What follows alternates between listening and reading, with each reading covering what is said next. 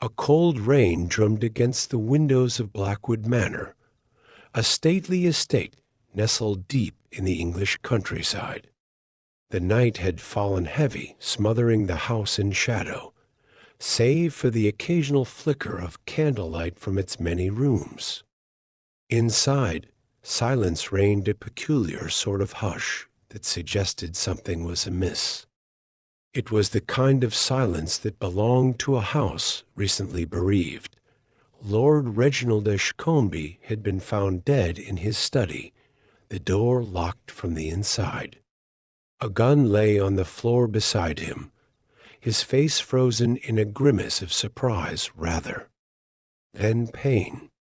The wound was neat, precise, a single bullet to the heart. By all accounts, it seemed a straightforward case of suicide. But something was terribly wrong. The problem was not the death itself, but the peculiar absence of Charles Belgrave, Ashcombe's long-serving butler. The man had vanished into thin air, and what was most bewildering, he had done so before his master had even died. The house staff, distressed and confused, had given contradicting accounts. Some swore they had seen Belgrave carrying out his evening duties not long before Lord Ashcombe retired to his study. Others insisted he had departed abruptly in the early afternoon without a word of farewell. His belongings were untouched in his quarters, his coat still hanging by the door, his bed unslept in. Most curious of all was the single item left on the master's desk, positioned near his outstretched hand, a single red playing card, the Queen of Hearts. The police had little patience for theatrics.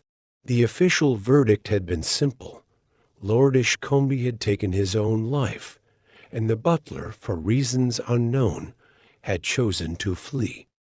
But Inspector Harold Meeks, a seasoned officer who had seen enough cases to recognize when something was awry, had written one name in his notebook before making a quiet request for assistance. Hercule Poirot had arrived at Blackwood Manor with his usual composed elegance, his small frame encased in a tailored gray suit, his mustache waxed to perfection.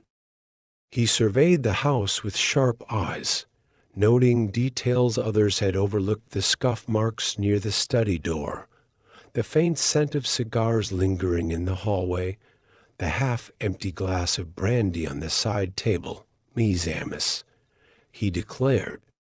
After a moment's thought, "there is a deception at play here, a trick designed to mislead the eyes and cloud the mind. We must not be hasty in our assumptions. A man does not vanish without reason. Nor does a man, I think, place such a curious card upon his desk before dying. No, there is something here that does not wish to be seen." His gaze lingered on the Queen of Hearts, his mind already whirring as he turned the mystery over. It was not a mere symbol, it was a message. But for whom? And why? The investigation had begun. Poirot bent over the Queen of Hearts, his fingers hovering just above it, as though the mere presence of his touch might disturb its meaning. His eyes gleamed in the flickering candlelight, tracing its edges, its placement. On the desk, Inspector Meeks, standing stiffly behind him, cleared his throat. "A playing card," the inspector said, arms crossed. "Perhaps a personal quirk of Lord Ashcombe's. A game left unfinished." Poirot did not look up. "Non, mon ami. This is not the detritus of an interrupted game. Consider, if you will, the scene before us, every detail accounted for, every item in its place. There is no scattered deck, no careless disorder. No, this was left with intent." He finally straightened, his keen gaze locking onto the inspector's. The question is, whose intent? Before Meeks could respond, a sharp rap sounded at the study door, and a constable entered, hat in hand. "We've checked the grounds again, sir," he reported. "No sign of the butler. He's vanished clean off the earth, best we can tell. And the staff, well, they're in a state, sir. They're saying it's unnatural, a man disappearing like that." "Unnatural," Meeks scoffed, waving the man off. "More likely he ran before we could start asking him the difficult questions." Poirot tapped his chin, his expression unreadable. "Or perhaps, Inspector, he was made to disappear." A hush followed, the words settling uneasily in the room. Poirot turned away, his eyes drifting to the window. Rain drizzled in thin rivulets down the glass, blurring the outside world. The gloom of the countryside pressed in from all sides, a blackness that swallowed all but the dimmest light from the manor's lanterns. It was a lonely place, isolated. A perfect place for secrets. He turned abruptly, his sharp eyes sweeping across the study once more. His mind worked quickly, cataloging each item: the overturned glass, the locked door, the arrangement of papers on the desk. His gaze caught on a peculiar detail, a small smudge of something dark on the study's ornate carpet, near the chair where Ashcombe had been found stooping. He examined it carefully. It was faint, almost imperceptible, but not to Poirot's trained eye. His fingertips brushed over the stain, then lifted toward his nose. "Not blood," he murmured. "Something else, Poirot," Meeks grumbled, shifting impatiently. "We've got a body, a missing butler, and a locked room. What more is there to question?" "Everything mon cher," Poirot replied, straightening. "There is always more to question." His eyes narrowed. "The butler disappears before his master is killed. A locked door conceals a crime that was never meant to appear as murder. And this singular card left, as if it were a final signature." He gestured toward the body. "And yet, where is the emotion? Where is the chaos? If this were a suicide, would it not carry the desperation of a man at the end of his tether?" Meeks exhaled heavily. "Then you believe he was murdered?" Poirot gave a small nod. "It is beginning to seem so, though the method eludes us for now. But tell me, Inspector, who stands to gain the most from his death?" Meeks hesitated, then sighed. "The nephew, Jonathan Ashcombe. The old man's fortune was meant to be tied up in various charities, save for a modest inheritance to the staff. But Jonathan, he's the sole blood heir, and from what I gather, he wasn't pleased about being left with scraps." Poirot's expression did not change. "And where is Monsieur Ashcombe now?" "In his chambers. Claimed he'd retired early last night and was woken with the news this morning." Poirot turned toward the door, his steps brisk. "Then, mon ami, I believe it is time we speak with Monsieur Jonathan Ashcombe. Let us see what truths lie behind." His eyes, the corridor leading to Jonathan Ashcombe's chambers, was lined with oil paintings of stern-faced ancestors, their watchful eyes seeming to follow Poirot and Inspector Meeks as they walked.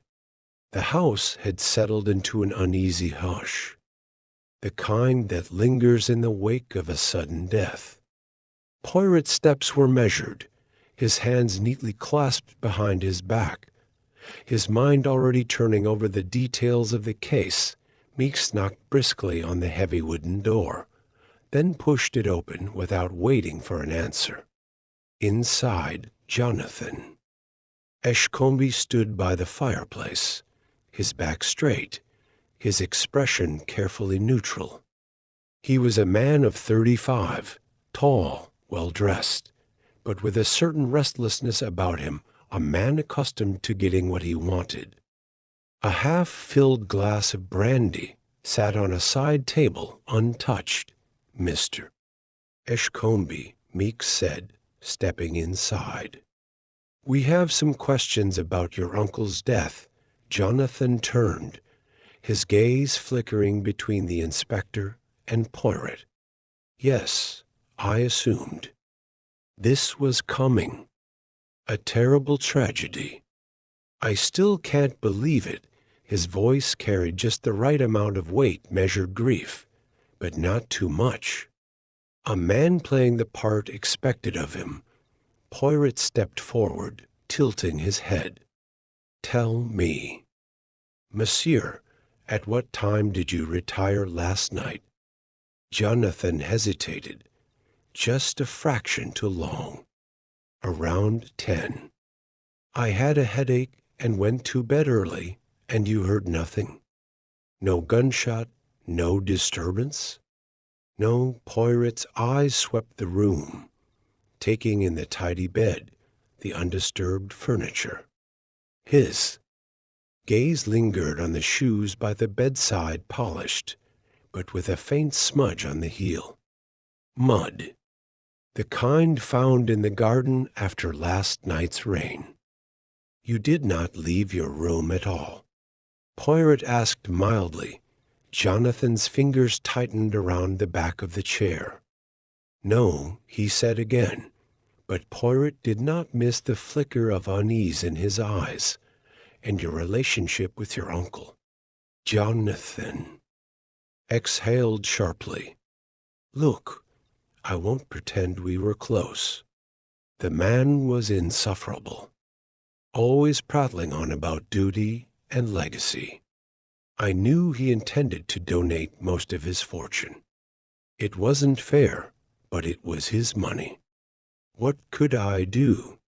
Perhaps you could ensure it remained in the family?" Poirot suggested, his voice light. Jonathan's jaw tightened. "If you're implying I had something to do with this, I suggest you find proof before making accusations." Poirot only smiled, then turned toward Meeks. "Let us not trouble Monsieur Ashcombe further. I believe we have others to speak with." Nestsy pause. In the dimly lit servants' quarters, Mrs. Holloway, the housekeeper, wrung her hands in her apron. She was a small woman, weathered by years of service, her sharp eyes darting between Poirot and Meeks. "It's the butler, sir," she whispered. "Something's not right about his disappearance." Poirot leaned in slightly. "You were the last to see him, I believe?" She nodded. "Yes, sir. Just before tea." He looked troubled, distracted, kept glancing over his shoulder like someone was watching him, and he said nothing of leaving? "No, sir, that's just it. He wouldn't have left without a word. Charles was devoted to this house." Poirot nodded thoughtfully. "And what of Lord Ashcombe? Did you see him before his death?" Mrs. Holloway hesitated. "Only briefly, sir. He was in one of his moods, pacing, muttering under his breath. He didn't eat his supper. Did he seem afraid?" Her lips pressed into a thin line. "Not afraid, sir. More troubled." As if he knew something was coming, Poirot exchanged a glance with Meeks. There were too many contradictions. The butler, disappearing as if plucked from existence. A locked room. A man who had feared something, but what? As Poirot turned to leave, he caught a glimpse of something on the mantel. A single playing card, tucked just out of sight. He plucked it free, turning it over between his fingers. The Queen of Hearts. Again, Poirot turned the Queen of Hearts between his fingers, his expression unreadable. The second appearance of the card was no mere coincidence. It was a message. Carefully placed, deliberately chosen. But by whom? And for what purpose? The pieces were shifting, but the full picture remained elusive. Inspector Meeks, standing beside him, let out a low whistle. Another one? What are we to make of that? Poirot's eyes gleamed as he examined the card's placement on the mantelpiece. Tell me, Madame Holloway, who else frequents this room? The housekeeper glanced at the card, then away, as if it unsettled her. Only the staff, sir. Myself, the maids, and well, Charles, before he disappeared. Ah, Poirot murmured. And would you say Monsieur Belgrave was a man prone to playing games? Not in the least, she replied firmly. He was the serious sort. Not one for cards or tricks. Poirot nodded, slipping the card into his pocket. Then it is curious indeed. They left Mrs. Holloway and made their way through the dimly lit corridors, the Manor's oppressive silence pressing in around them. Poirot's mind worked furiously, sorting through what they knew. Lord Ashcombe had been troubled before his death. His butler had vanished before the crime occurred. Jonathan Ashcombe stood to gain the most, but his polished demeanor was too controlled, too rehearsed. And now, the playing cards twice appearing where they did not belong, they entered the drawing-room where Jonathan now sat in an armchair, legs crossed, swirling a fresh glass of brandy.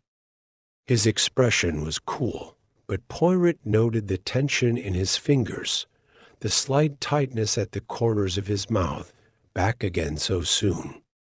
Jonathan drawled. Surely you have more pressing suspects to interrogate? Poirot smiled politely. Monsieur, I find that the truth has a way of presenting itself when one asks the right questions. Jonathan exhaled, feigning boredom. Ask, then.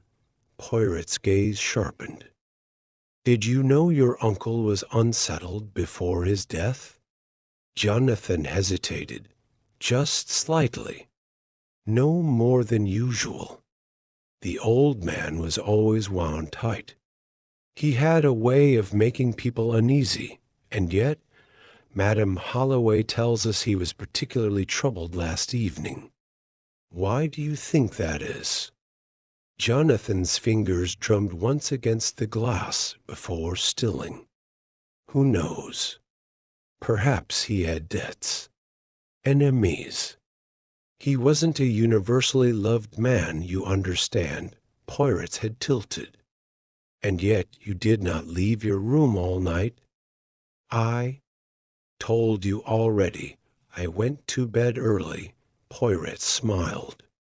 Ah, yes. But you see, monsieur, the truth is much like a game of cards. A poor player believes he can bluff his way through with confidence alone. But a great player? He understands that every hand leaves a trace. He nodded toward Jonathan's shoes. I wonder, monsieur, how it is that you're perfectly polished. Shoes have fresh mud upon them, when you claimed never to have left your room. Jonathan's jaw clenched. His first real slip, Meeks leaned in.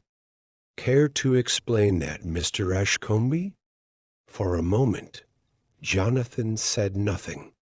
Then he exhaled sharply and set the brandy down. Fine, he said. Yes, I left my room, but not to kill my uncle. Then why? Poirot asked. Jonathan hesitated again. I stepped outside for air, a charming excuse, Poirot murmured. But tell me, Monsieur Ashcombe, did you see or hear anything while you were taking your air? Jonathan looked away, his jaw tightening. No, he said. Nothing at all. Poirot studied him for a long moment, then nodded as if satisfied. Very well. I believe we have taken enough of your time for now. They left Jonathan sitting stiffly in his chair, his fingers twitching against the armrest. Outside, Meeks let out a huff. He's hiding something. Poirot gave a small nod. Oui. But he is not the only one. They had more questions, too. Ask. More layers to peel back. Lord Ashcombe's death was no simple matter of greed, no. There were deeper currents at play. Someone in this house was lying. The trick now was finding out who and why. The following morning, the manor stirred with fresh tension. The authorities had been busy through the night, scouring the grounds and questioning the staff once more. Poirot and Inspector Meeks stood in the grand hall, observing the commotion as constables moved with renewed urgency. Something had shifted. A uniformed officer hurried toward them, his expression alight with triumph. Inspector, we've found something big. Meeks raised a brow. Go on, then. The officer led them toward the library, where a small group of men huddled around a polished wooden desk. Poirot's sharp eyes immediately landed on the object of their attention, a revolver, sleek and deadly, lying atop a crimson silk handkerchief. Meeks let out a low whistle. Well, that's something, all right. The officer nodded eagerly. We found it hidden beneath a loose floorboard in Jonathan Ashcombe's dressing room.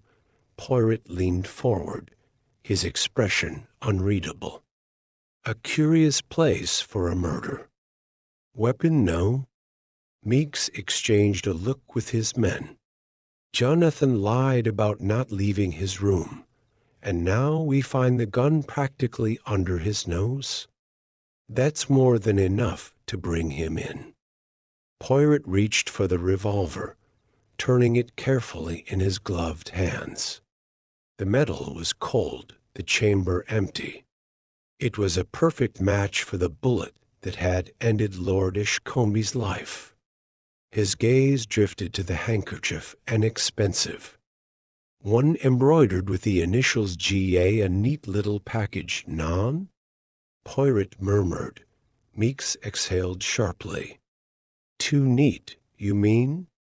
Poirot smiled faintly, but said nothing. It did not take long for Jonathan Ashcombe to be summoned to the study, where he found himself facing an unrelenting wall of accusation. The moment he saw the gun, his face darkened. What is this? His voice was steady, but there was a flicker of something in his eyes, anger, confusion, or perhaps something deeper. Meeks folded his arms. We found this in your dressing room. Care to explain how it got there? Jonathan's jaw tightened. I have no idea. Convenient. Jonathan let out a sharp breath. I didn't kill my uncle. Meeks gestured toward the evidence. Everything says otherwise. You lied about leaving your room. You had motive, and now we find the gun practically in your wardrobe. He turned to Poirot. I say we've got our man. Poirot tilted his head. Perhaps Meeks frowned. You don't seem convinced. Poirot's fingers tapped lightly against his sleeve. Ah, mon ami, I have seen many crimes, and I have learned that the simplest solution is not always the correct one. Meeks let out a grunt. Jonathan had every reason to want his uncle dead. Perhaps, Poirot allowed, but does he strike you as a man who would be so careless as to leave a murder weapon in his own chambers, neatly wrapped in a handkerchief embroidered with his own initials? Jonathan scoffed. Thank you. Exactly. Do you really think I would be so foolish? Poirot studied him for a long moment. Tell me, monsieur, have you ever owned this particular revolver? Jonathan hesitated. No, have you ever owned a handkerchief embroidered with your initials? He hesitated again, then exhaled sharply. Yes, but I have dozens. Anyone could have taken one. Poirot nodded, his expression unreadable. Yes, anyone. Meeks rubbed his temples. Blast it, Poirot. If not him, then who? This gun is the best lead we've got. Poirot's eyes gleamed. Yes, and that is what troubles me. It is too. Good a lead, non? Tell me, Inspector, do you recall the butler's disappearance? Meeks frowned. Of course. Does it not strike you as odd that he vanished before the murder took place? Meeks grunted. We assumed he ran because he knew something, or, Poirot said lightly, because someone wanted us to believe he knew something. Jonathan sat forward, his brows furrowing. Wait, are you saying this is all a setup? That someone planted the gun in my room? Poirot smiled. Oui, Monsieur Ashcombe. That is precisely what I am saying. Meeks muttered a curse under his breath. So, what now? We still don't have the butler, and if Jonathan's being framed, that means the real murderer is still. In this house, Poirot's smile faded. Yes, mon ami, and I fear they are not yet finished. Poirot sat in the study, his fingers steepled, his mind a web of connections. The case was slipping into place, yet something still eluded him. The revolver in Jonathan Ashcombe's room had been too perfect, a piece of evidence planted so precisely that it could not be ignored. And then there was the missing butler Charles, whose absence was both inexplicable and damning. But beyond all of that, Poirot sensed a deeper layer to the crime, something tethered not just to Lord Ashcombe's final hours, but to a past that no one wished to acknowledge. The silence in the manor felt weighty, as though the walls held secrets long buried.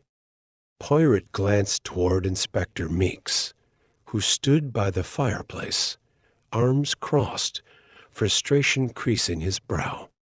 We need something new, Poirot.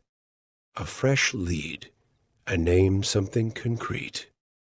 Poirot's gaze flickered to the bookshelf, then back to Meeks. Tell me, mon ami, have you ever encountered a crime where the motive lies not in the present, but in the past?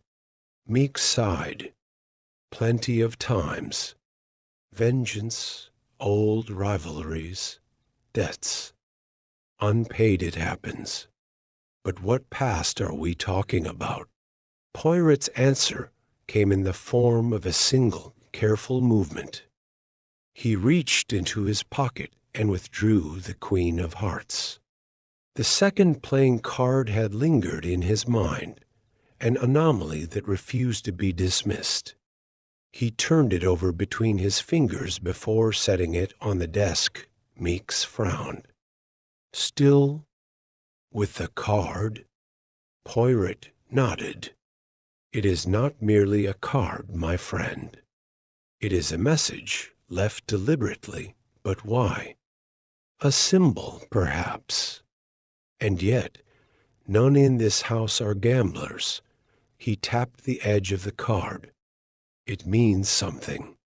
We must consider why the Queen of Hearts. Before Meeks could reply, a soft knock at the door interrupted them. Mrs. Holloway, the housekeeper, stood hesitantly at the threshold, her hands folded tightly in front of her. I heard you were asking about playing cards, she said cautiously. Poirot's sharp gaze landed on her. We, madam. Do you know something of them? Her eyes darted toward the Queen of Hearts on the desk, and something flickered in her expression recognition. Perhaps, or unease. I do. Or at least, I remember something. Poirot gestured for her to continue. She hesitated, then stepped forward, lowering her voice. It was many years ago, long before Lord Ashcombe brought young Jonathan to live here. There was another Ashcombe in this house. Meeks straightened. Another Ashcombe? Mrs. Holloway nodded. Lady Evelyn Ashcombe, the late Lord Ashcombe's younger sister. Poirot's fingers curled slightly against the desk. And what of her? She died, Mrs. Holloway said, her voice barely above a whisper. Tragically.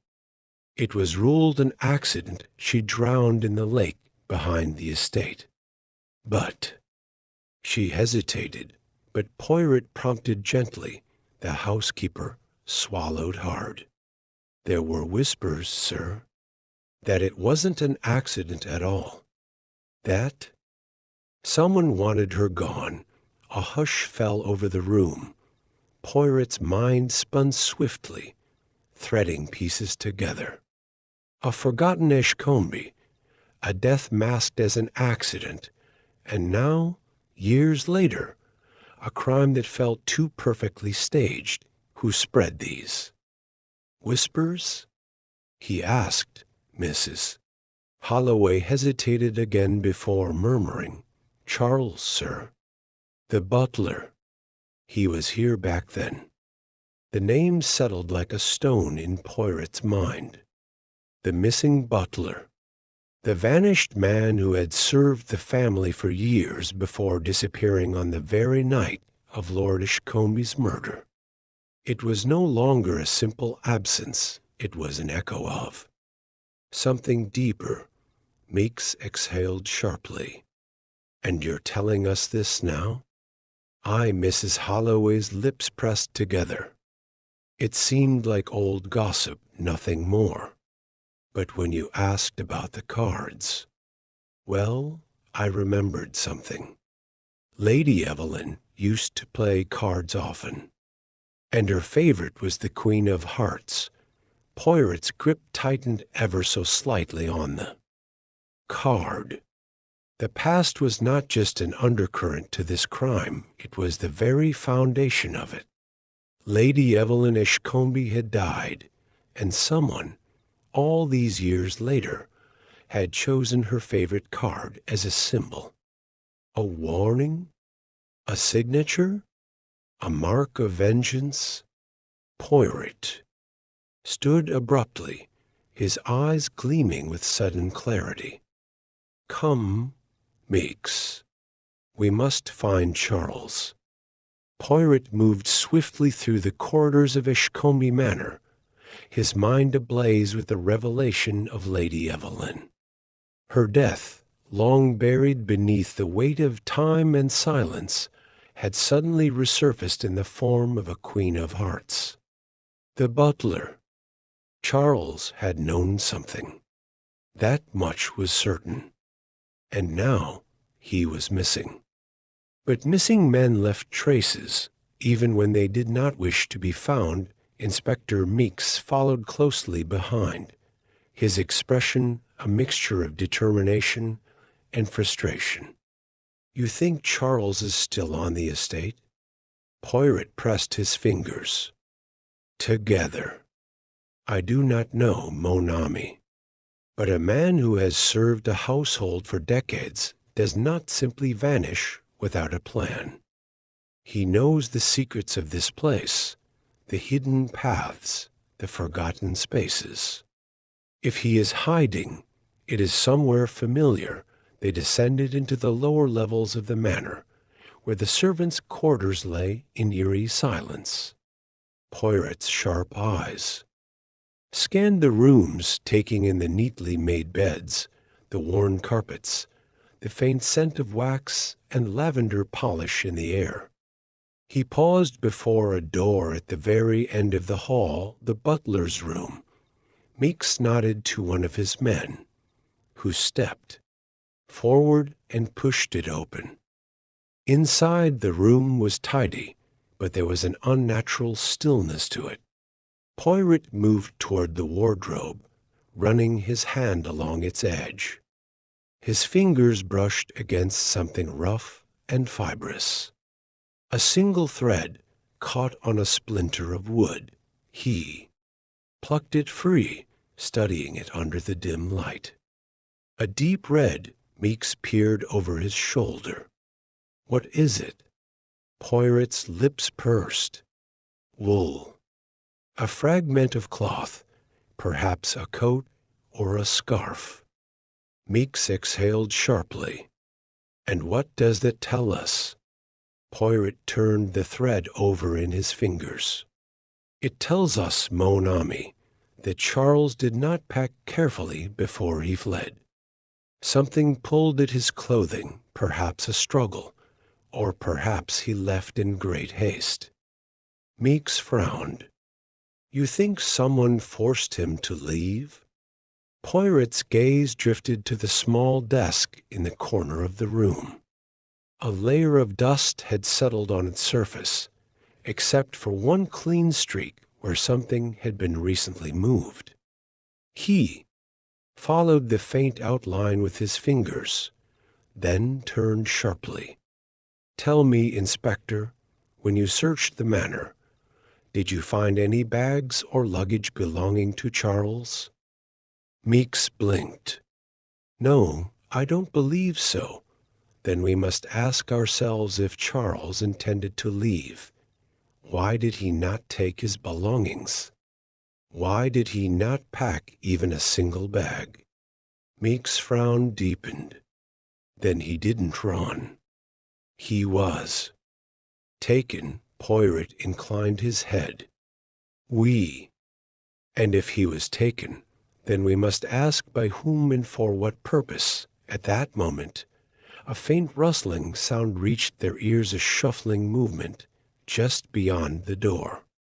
Poirot turned swiftly, his sharp gaze locking onto the dim corridor beyond.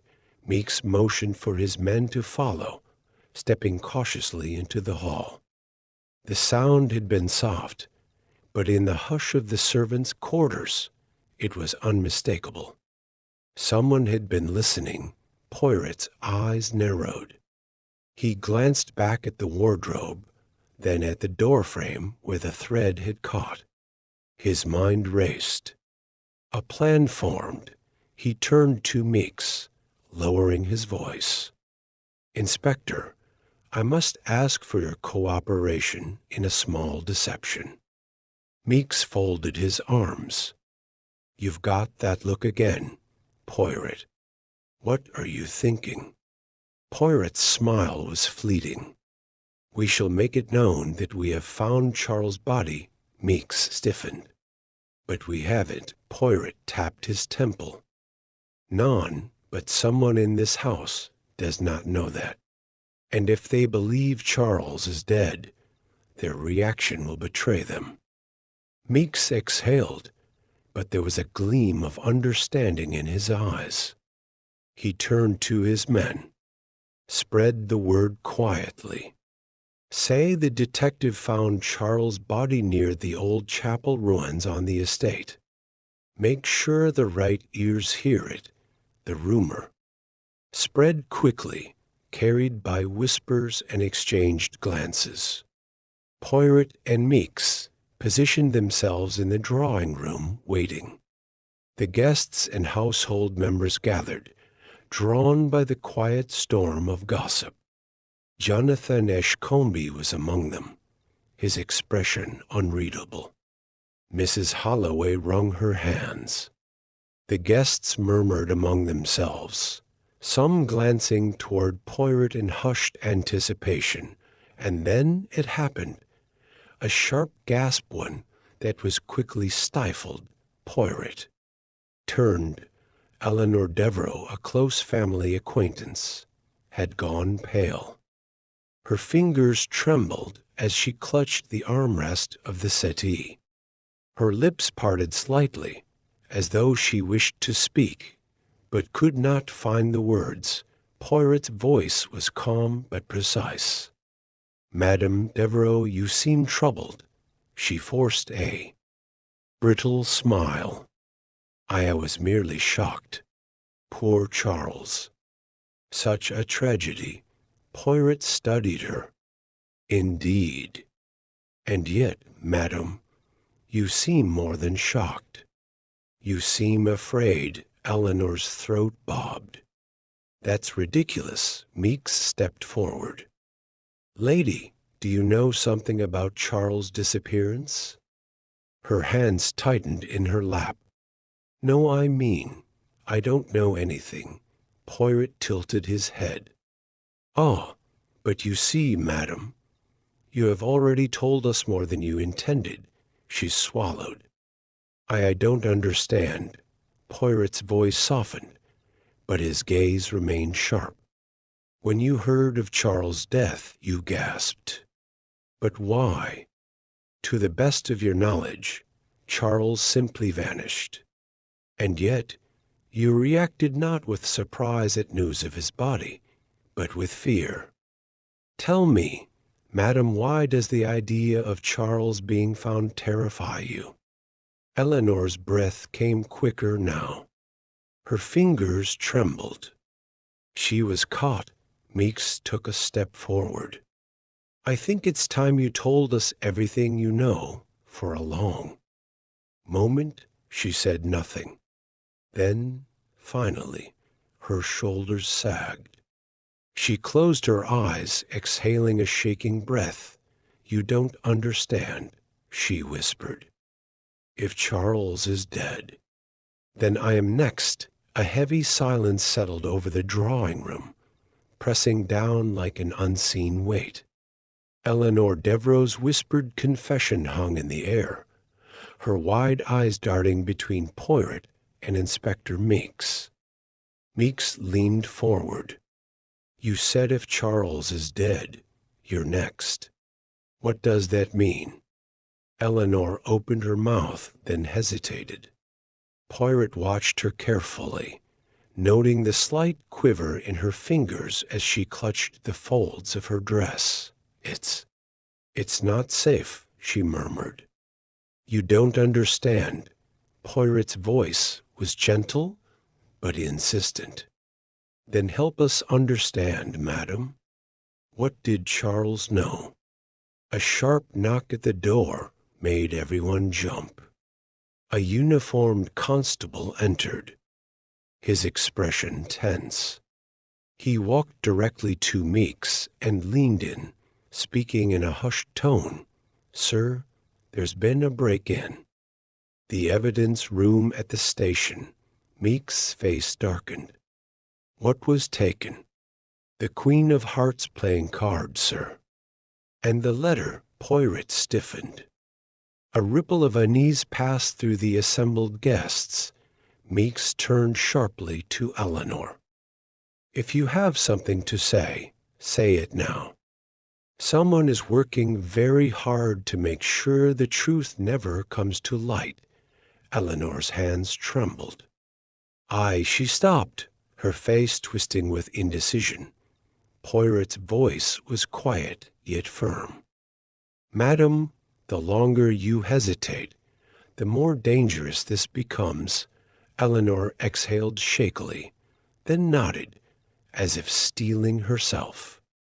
"Charles came to see me the night he disappeared. He was terrified," she swallowed. "He told me he had found something hidden among Lord Ashcombe's things. He wouldn't say what, only that it changed everything, that it was dangerous. And then he was gone." Poirot's mind raced.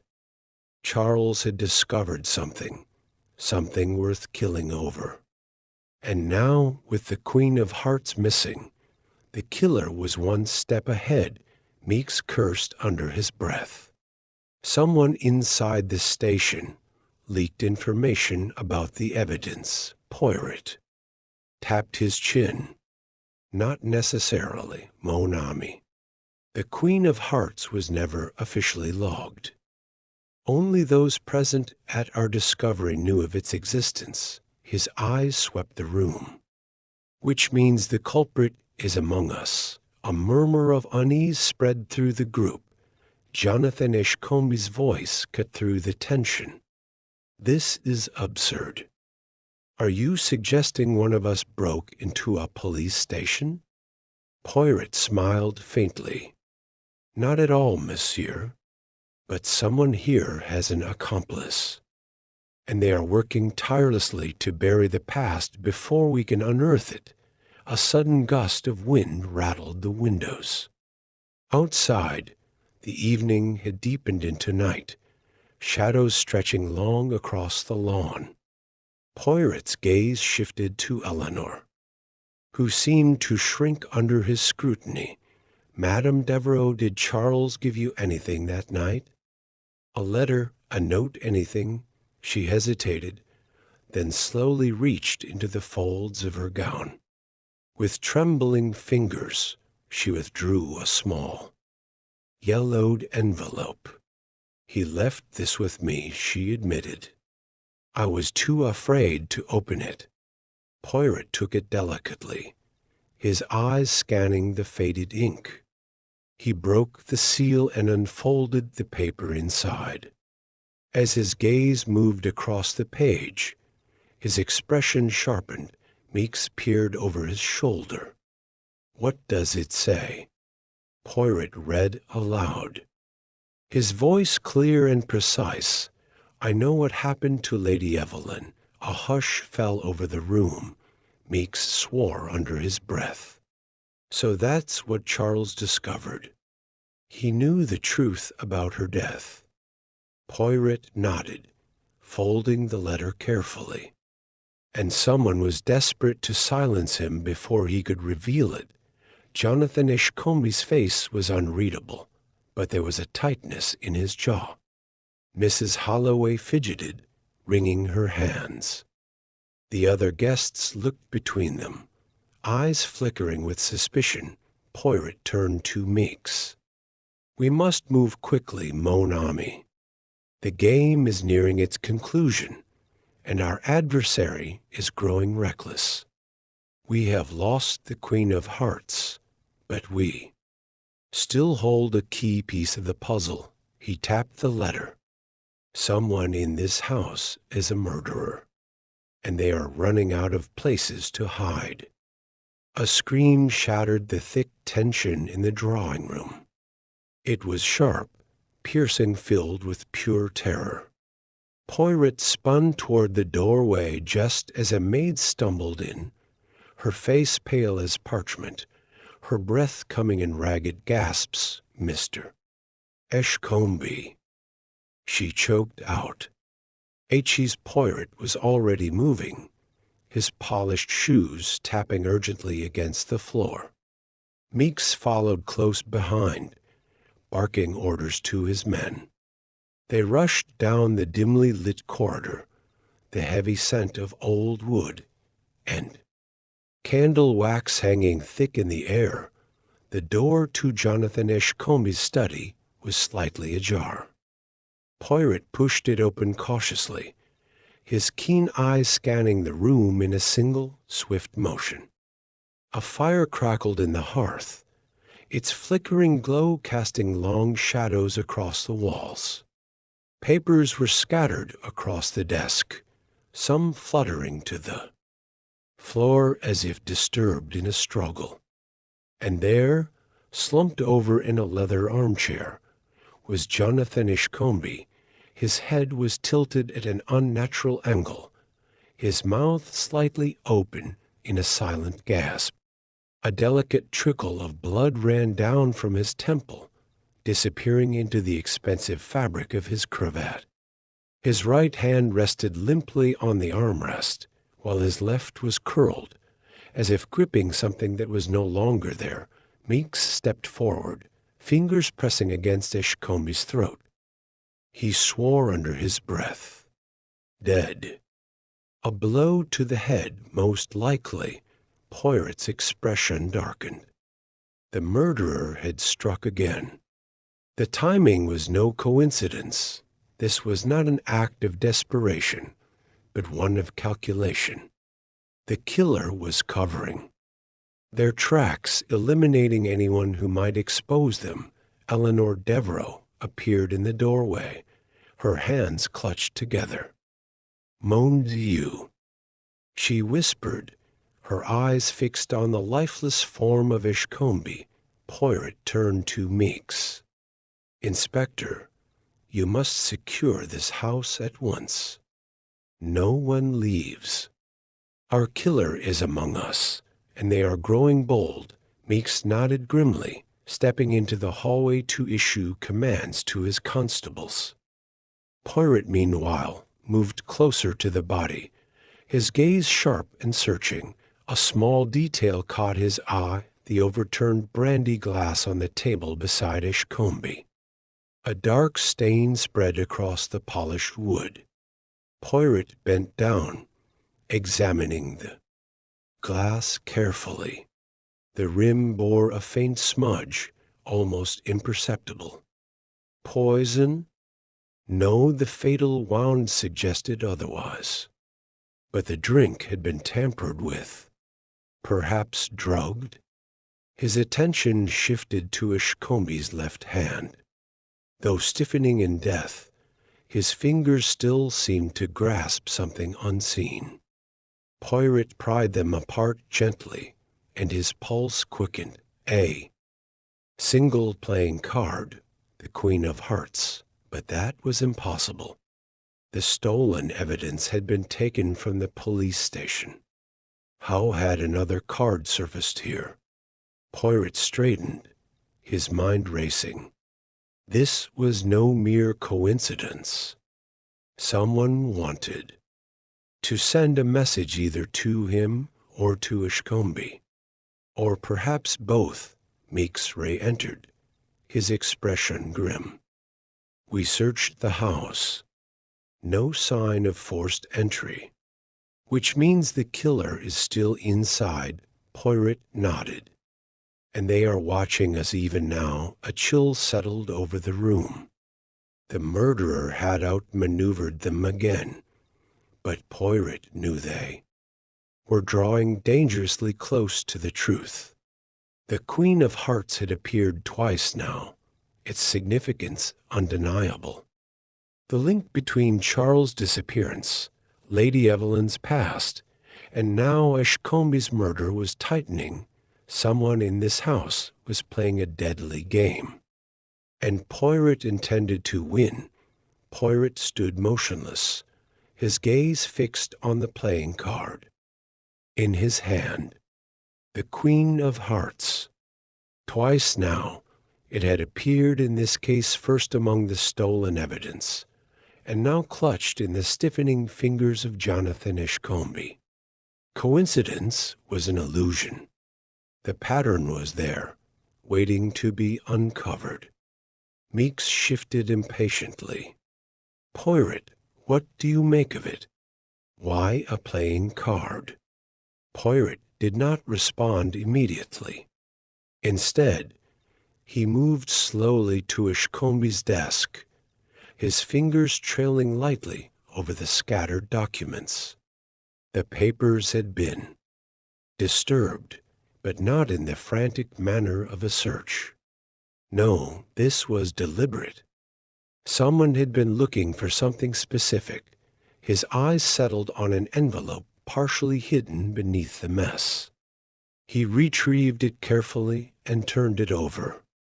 It was addressed to Ishkombe, the seal broken. He withdrew the letter inside and read the elegant slanted handwriting. As his eyes moved across the page, a soft breath escaped him. "It is always the small details, my friend," Poirot murmured. He handed the letter to Meeks, who scanned it quickly. Meeks frowned. "It's from Lady Evelyn. Written yesterday." His voice took on a puzzled note as he continued. "She was warning Ishkombe. She believed someone was watching her, that she was in danger. But she also mentions guilt." He looked up. "She regretted something. Something from years ago." Poirot nodded. "And it is connected to the card." He placed the Queen of Hearts on the desk. "This symbol, it is not random. It is personal. And it ties back to the past. Eleanor Devereux, who had remained quiet until now, took a step forward. "I know that card," she said hesitantly. I've seen it before." Poirot turned to her, his sharp gaze locking onto hers. "Go on, mademoiselle." She swallowed, her fingers nervously twisting in her skirts. "It was many years ago, before I ever came to work for Lady Evelyn. There was a scandal. A man," she hesitated. "A man was found dead. But it was hushed up. There was talk of gambling debts, of revenge. And the Queen of Hearts. It was found at the scene." Meek's eyes widened. "You mean there was another murder connected to this?" Eleanor nodded. "I don't remember all the details. But I do remember this Lady Evelyn knew the victim." Poirot's mind was already working, piecing together the fragments of the past with the chaos of the present. Lady Evelyn had been hiding something. A sin buried long ago, one that had returned to haunt her. The Queen of Hearts was no ordinary clue. It was a signature, a calling card, and now 2 men were dead. He turned back to Ishkombe's body, his mind replaying every word spoken that night. And then it struck him. An offhand remark. "She knew," Poirot whispered. Lady Evelyn knew who was behind this. Meeks stiffened. "What do you mean?" Poirot gestured to the letter. She was not merely afraid. Mon ami, she was trying to make amends. Whatever happened all those years ago, she believed Ishkombe was in danger because of it. And she was right. Eleanor let out a small gasp. "You think she was the intended victim?" Poirot tapped a finger against his temple. "No, mademoiselle. I think she was next." A hush fell over the room. Meeks cursed under his breath. "We need to find her." Now Poirot was already moving. The pattern was clear. Now Lady Evelyn's past had caught up with her. And if they did not act quickly, she would not live to see the morning. Poirot's polished shoes clicked sharply against the stone floors as he strode through Ishkombe Manor, his mind racing ahead of him. The night had drawn in fully now, pressing against the great windows with an air of silent menace. The Queen of Hearts had revealed its secret at last, and with it, the motive that had been hidden in the shadows for so long. Lady Evelyn had been the key all along, not as a killer, but as a woman bound by a past that refused to let her go. The letter proved that she had known something about a crime buried in time. And now the past had come calling for its due. Meeks was at his side, his face grim. If she was the real target all along, then we're running out of time. Poirot's fingers tightened on his cane. Non, mon ami. Time has already run out. The question is what remains. They reached Lady Evelyn's quarters, the grand double doors standing slightly ajar. A thin line of golden candlelight spilled into the dim hallway, flickering as if uncertain. Poirot paused, listening. Silence. Too perfect, too measured. He pushed the door open and stepped inside. The sitting room was undisturbed, its furnishings cast in the warm glow of a candelabra atop the writing desk. A shawl lay draped over the arm of a chair, as if she had just risen from it. And then his sharp eyes caught it, a single playing card, carefully placed upon the desk. The Queen of Hearts. Again, Meeks swore under his breath. Where is she? Poirot's gaze swept the room. A glass of sherry untouched. A book left open at its spine. And then the door leading to the adjoining bedroom, slightly ajar. He crossed the room swiftly and pushed it open. Lady Evelyn sat in a high-backed chair by the window, her hands folded in her lap, her face pale but composed. She did not look at them as they entered, but instead kept her gaze fixed on the darkness. Beyond the glass, I wondered when you would come, she said softly. Poirot stepped closer. Madam, the time for wondering is over. We must speak plainly now. Her fingers tensed slightly. Yes, she murmured. I suppose we must. Meeks gave a frustrated sigh.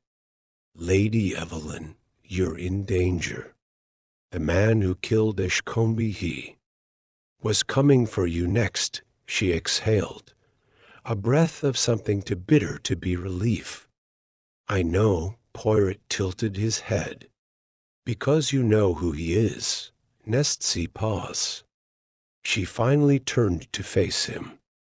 Not who, she said. What? Silence stretched between them.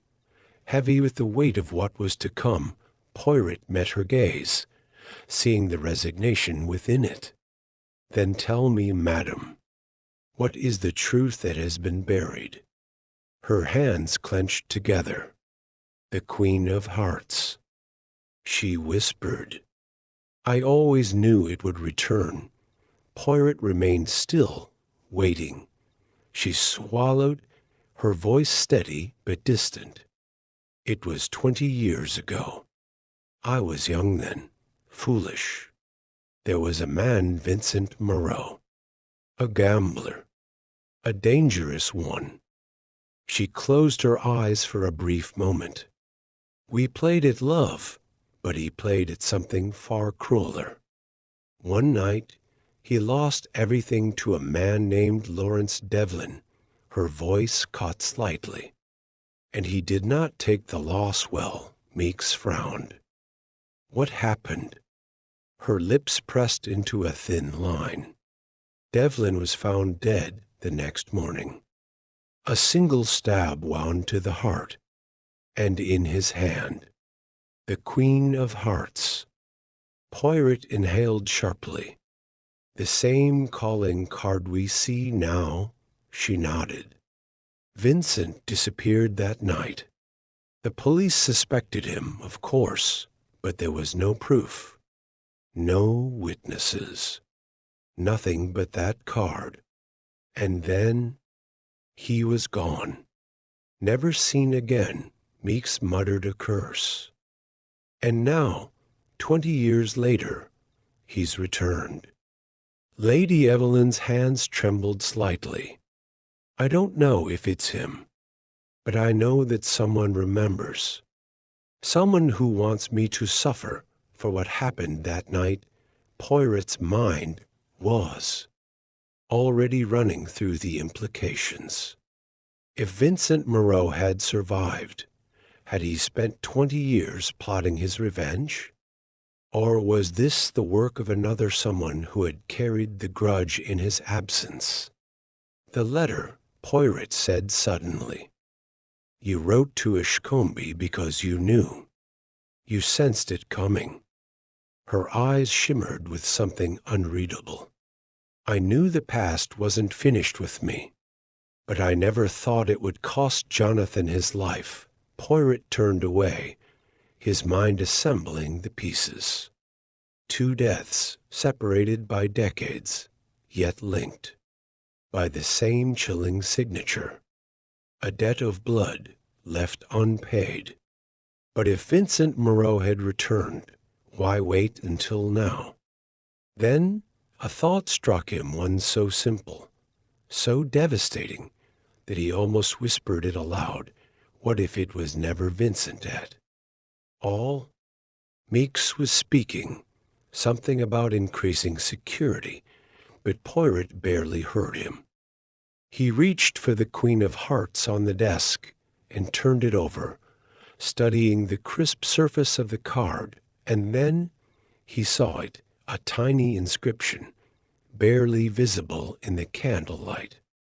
A set of initials scrawled in ink, so faint it was almost missed. L. Lawrence. Devlin. The victim from 20 years ago. Poirot's breath caught. Mon Dieu, not a signature. A message the Queen of Hearts had not been left by the killer. A T had been left by the dead. The candlelight flickered as Poirot turned the card over in his fingers, his mind racing. The initials, L. They weren't a signature left by the killer. They were something more chilling, more deliberate. A message from the past, a ghost reaching through time to tell the truth that had been buried for too long. Lawrence Devlin, the man who had supposedly died 20 years ago, was speaking once. Again. But how? And to whom? Lady Evelyn's breath hitched as she saw Poirot's expression shift, his eyes gleaming with sudden certainty. What is it? She whispered. Poirot exhaled slowly, placing the card back on the desk with great care. The game, madam, is nearly over. Meeks frowned. You've figured it out? Poirot tapped his fingers against the desk, nodding. The past has been our guide all along, mon ami. But it was never Moreau we should have been chasing. He straightened. No more waiting.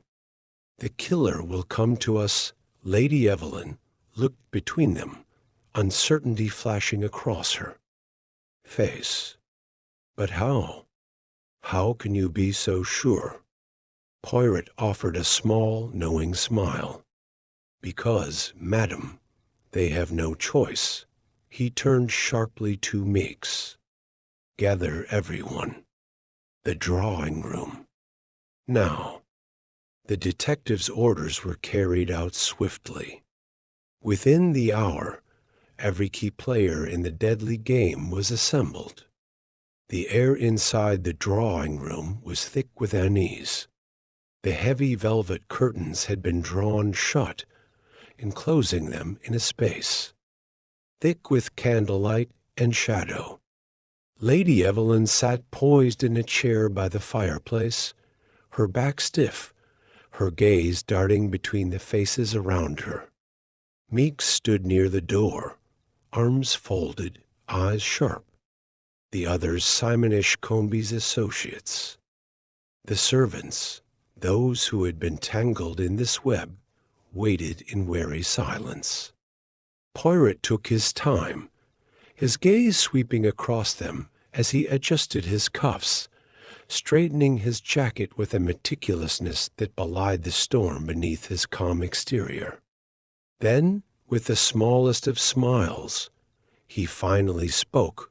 "We have spent these last few days in pursuit of a killer, a phantom from the past, a shadow that took the life of Simon Ishcombe and sought to take another." He stepped forward, his voice measured, almost casual.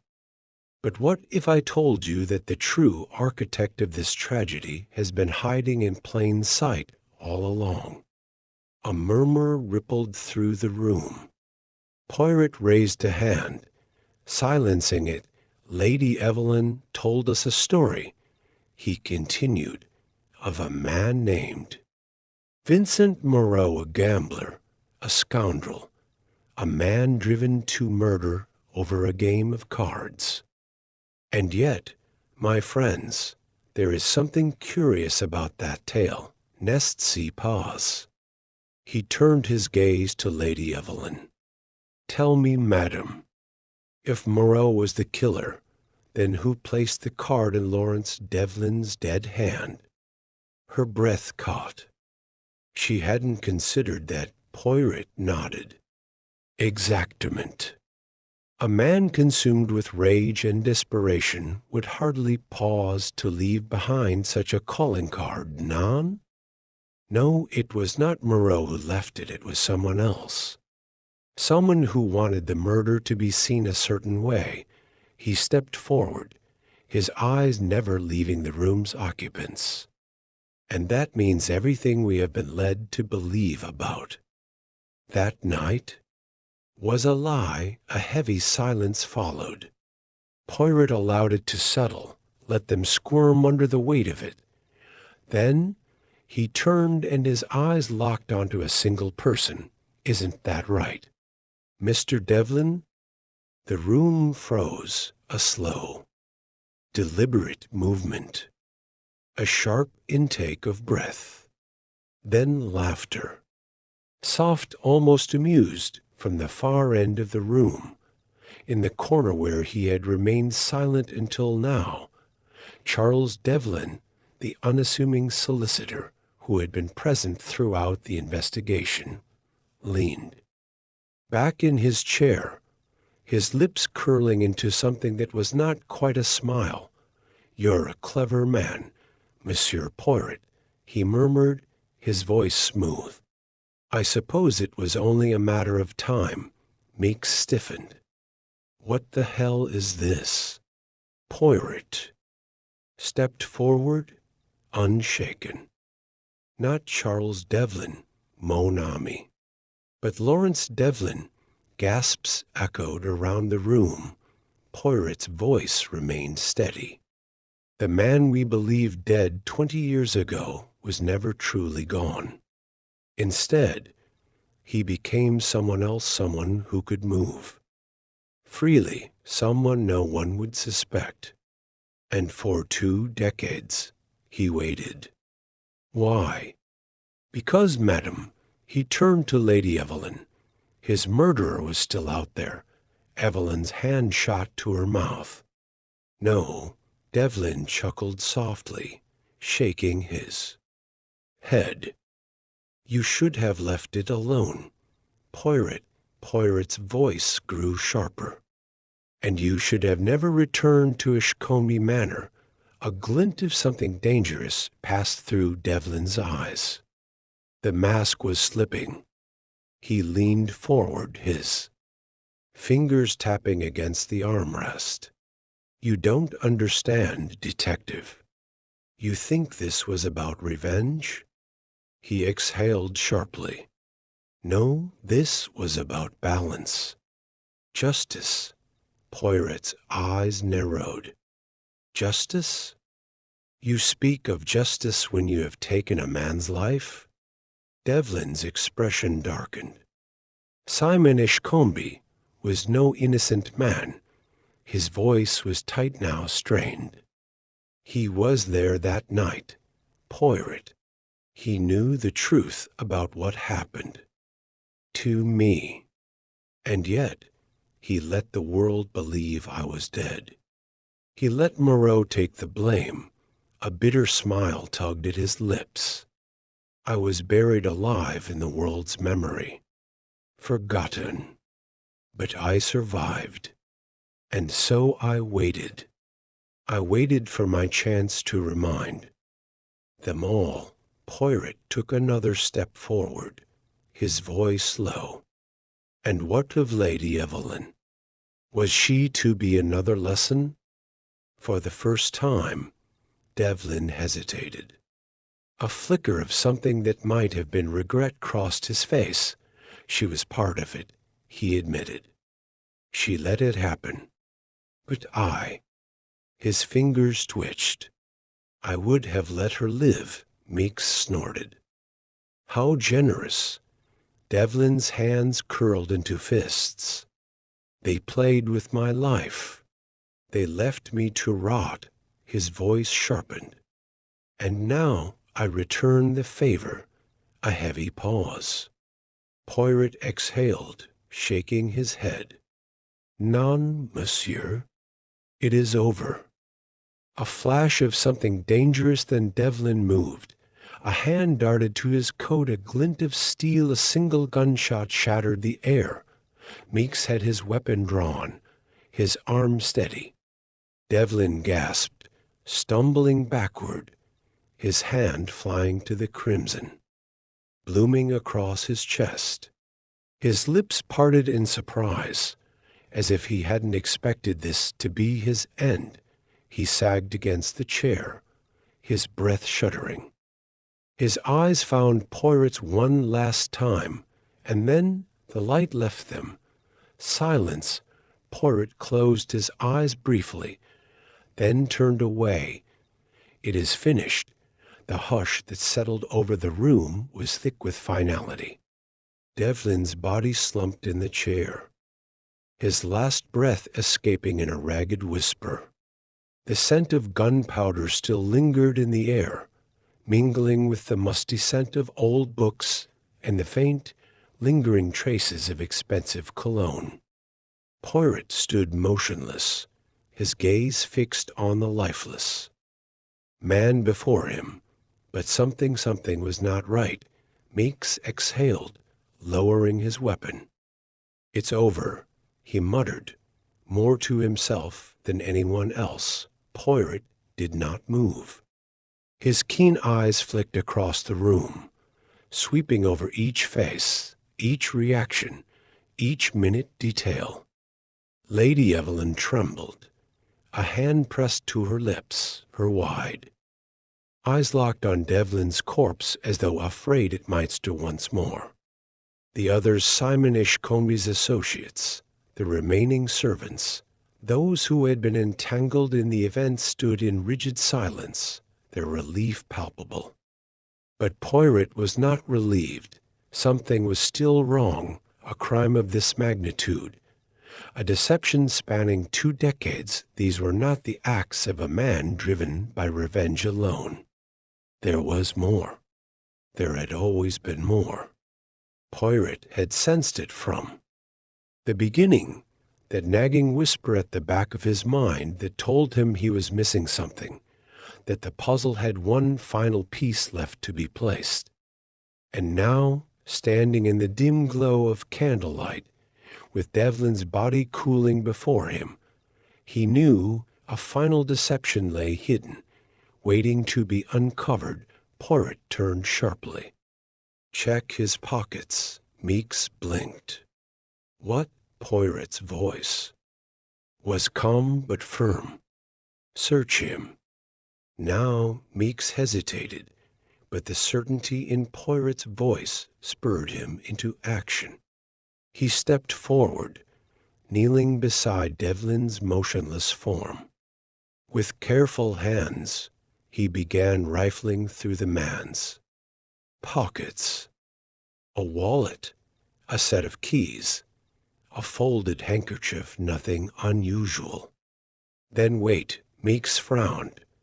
Pulling out a small, folded scrap of paper, Poirot took it from him, his fingers unsteady as he unfolded it. A simple note, scrawled in ink that had smudged slightly, as though written in haste. It was never about me. It was always her. Check the ledgers. Poirot's breath hitched. His pulse quickened. He looked up, his gaze snapping to Lady Evelyn. She had gone pale. He stepped toward her, the note still in his hand. "Madam," he said, his voice low, controlled, "what is this?"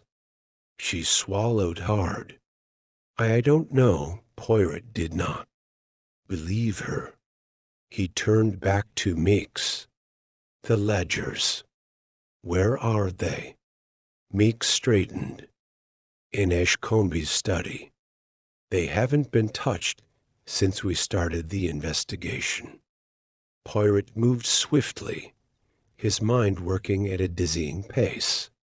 If Devlin had left this note, if in his final moments he had tried to tell them something, it meant that the truth had still not been fully revealed. That meant only one thing. They had been looking in the wrong direction.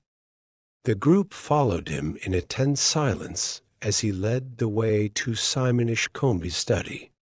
The room was as it had been before, untouched, the heavy bookshelves lining the walls, the grand mahogany desk still bearing the traces of the last man who had sat behind it. Poirot crossed to the desk and reached for the thick account ledgers stacked neatly to the side. His fingers trembled as he flipped through the pages. Then he found it, a series of transactions, large sums of money transferred, but the records incomplete, the details obscured. And then a name that did not belong, a name that should not have been there. His stomach turned to ice. Lady Evelyn's name. The ledger slipped from his fingers, landing with a dull thud against the desk. He turned to face her. She stood rigid, her face drained of color. "No," she whispered. "No, you don't understand." Poirot's voice was quiet. "I understand perfectly, madam." Meeks frowned. "What is it?" Poirot exhaled. "The truth, mon ami. The truth that Devlin tried to tell us." His eyes never left Lady Evelyn's. This was never about Simon Ashcombe. It was never about Devlin's revenge. He took a step forward. It was about her. The room fell silent. Lady Evelyn's chest rose and fell rapidly. "You're wrong," she said, but her voice wavered. Poirot shook his head. "None, madam. The ledgers, they show payments. Large sums transferred discreetly. Someone was paying to keep a secret buried." He paused. "Simon Ashcombe knew, didn't he? He knew what you had done." Tears welled in her eyes. "Please," she whispered. Meeks stared at her. "What are you saying, Poirot?" Poirot closed his eyes briefly, then looked at Meeks. "Lawrence Devlin was never the killer, mon ami." His voice was gentle but firm. "Lady Evelyn was." A sharp gasp rippled through the room. "No," Evelyn choked out. It was an accident." Poirot tilted his head. "An accident that required 20 years of silence." His voice remained soft, but there was no mistaking the weight in his words. "Madam, you knew the truth about that night. You were there. And when Simon Ashcombe threatened to expose it, you silenced him." Tears spilled down her cheeks. "I didn't mean to," she whispered. "Simon, he was going to ruin everything. He was going to bring it all back." Poirot nodded solemnly. "And so You framed Devlin. You let him believe it was his revenge to claim. You let him take the blame, let him become the monster, so no one would ever suspect you. Her hands trembled. Please, Poirot's gaze did not waver. Justice, madam, he said softly. That is what Devlin wanted. And now he shall have it. She sank to her knees, the weight of the truth finally crashing over her. Poirot turned away. The case had been solved, but at what cost? The silence that followed was suffocating, thick with the weight of Evelyn's confession. She knelt on the study floor, her breath uneven, her shoulders trembling as though she could feel the walls closing in around her. The reality of it, the truth she had fought so hard to keep buried, was now laid bare. There was no undoing it. Poirot stood still, watching her with a quiet, unwavering gaze. Meeks, still gripping his notepad as though it might somehow anchor him, finally broke the silence. So that's it then, he muttered. Lady Evelyn, you're under arrest for no. Her voice, though faint, carried through the room with surprising strength. Meek stiffened, hand instinctively hovering over his revolver. Poirot tilted his head, watching her closely. Evelyn lifted her face, tear-streaked and pale, yet beneath the surface something had shifted, something cold. You don't understand, she said softly, her gaze settling on Poirot. I didn't kill Simon Ashcombe, Meeks scoffed. You just admit it. I said I had to silence him. She cut in, her voice steadier now. I didn't say how. Poirot narrowed his eyes. Clarify, madam. She swallowed, and when she spoke, her voice carried a deep, unsettling calm. Yes, I manipulated Devlin. Yes, I let him believe he was the hand of justice when all along I was protecting myself. But Simon's death? A bitter smile ghosted her lips. That wasn't me. A cold shiver ran through the room. Meek's brows furrowed. You expect us to believe. I expect you to check the body again, she murmured. Poirot's pulse quickened. She was too calm, too assured. And that could only mean one thing: she was telling the truth. He turned sharply. Meeks, the inspector hesitated, but Poirot's urgency spurred him into motion. He disappeared into the hallway, footsteps echoing. The others remained frozen in place. Evelyn said nothing more, only watching Poirot with quiet triumph. Minutes stretched, and then hurried footsteps. Meeks returned, his face pale, his jaw clenched. Poirot, Meeks exhaled, shaking his head. The body. Devlin didn't kill him. A sharp intake of breath rippled through the room. Poirot closed his eyes for only a moment, then turned back to Evelyn. Then tell me, madam, he said softly, who did? She leaned forward slightly, as if savoring the power she still held.